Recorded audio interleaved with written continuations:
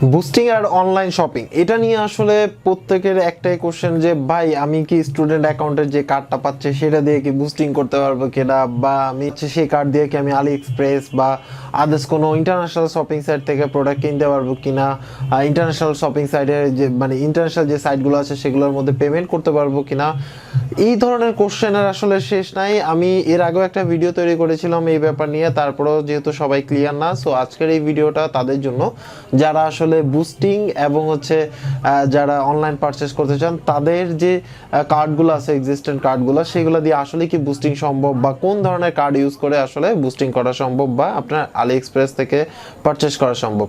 So hello viewers, this is Mahfuz from RealTech master. So চলুন শুরু করি।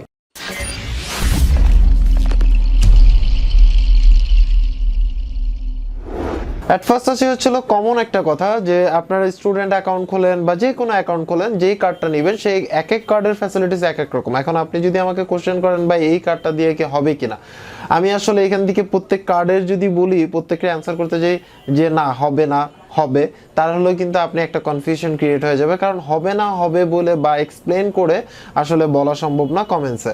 সো আমি আজকে আপনাদেরকে একদম একটা সোজা ট্রিক্স শিখিয়ে দিব, যেটার মাধ্যমে আপনি বুঝতে পারবেন যে আপনার যে কোনো কার্ড, ভিসা হোক, মাস্টার হোক বা যে কোনো কার্ডই হোক না কেন, সেটা আসলে ইন্টারন্যাশনাল শপিং সাইটে কাজ করবে কিনা, আর বুস্টিং বা ওই যে আপনার প্লে কনসোল অ্যাকাউন্ট হোক বা যে কোনো কিছু ইন্টারন্যাশনাল কাজের জন্য আপনি ইউজ করতে পারবেন কিনা। আপনি যে কার্ডটাই পান না কেন, সেটা যে কোনো কার্ডই হতে পারে, সেটা নেক্সাস কার্ড হতে পারে বা আপনার সিটি ব্যাংকের কার্ড হতে পারে, HSBCর কার্ড হতে পারে, যে কোনো ব্যাংকের কার্ড হোক না কেন, আপনাকে আগে ফার্স্ট অফ অল আপনাকে জানতে হবে যে এই কার্ডটা ডুয়েল কারেন্সি কিনা।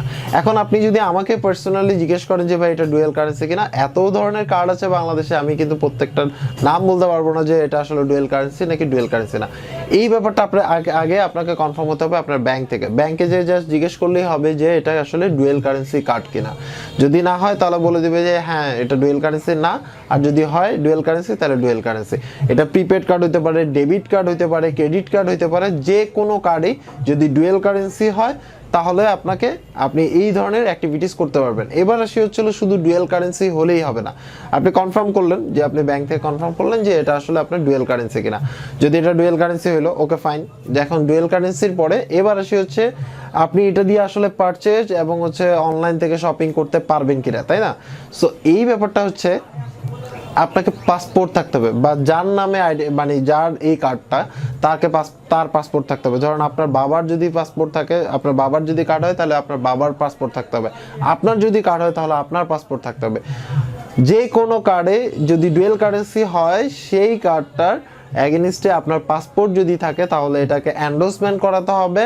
এই এন্ডোর্সমেন্ট করানোর পরে যে আপনি কারেন্সি আপনি USD ইন্টারন্যাশনাল শপিং সাইটগুলোতে ইউজ করা, ফেসবুক বুস্টিংয়ের কাজে ইউজ করা, আপনার ইউটিউবে বুস্টিংয়ের কাজে ইউজ করা, প্লে কনসোল আইডি খোলা, আপনি সব ধরনের কাজ করতে পারবেন শুধুমাত্র আপনি যদি এটা ডুয়েল কারেন্সি কার্ড হয় এবং আপনার পাসপোর্ট থাকে, এন্ডোর্সমেন্ট যদি করে তারপরে ডলার যদি লোড করেন তারপরে যে এটা কাজ করবে। সেটা যে অনেকে এটা বলতে পারেন যে ভাই আমার তো ATM কার্ড, এটা কি কাজ হবে কিনা। আমি আবারও বলতেছি, যে কোনো কার্ড, সেটা ATM হোক, যাই হোক, প্রিপেড হোক, বিভিন্ন নামে কিন্তু আপনার কার্ড পাওয়া যায়, কিন্তু যে কার্ডটা ডুয়েল কারেন্সি সাপোর্ট করে সেই কার্ডটা এবং আপনার পাসপোর্ট থাকলে সেটাতে এন্ডোর্স করতে পারলে আপনি এটা ইউজ করতে পারবেন। সো আজকে এই পর্যন্তই। যারা এখন পর্যন্ত আমার চ্যানেল সাবস্ক্রাইব করেনি, চ্যানেল সাবস্ক্রাইব করে নিতে পারেন। এছাড়াও যদি কোনো কোশ্চেন থাকে তাহলে অবশ্যই কমেন্টস করে জানাবেন। সবাই ভালো থাকবেন, আল্লাহ হাফেজ।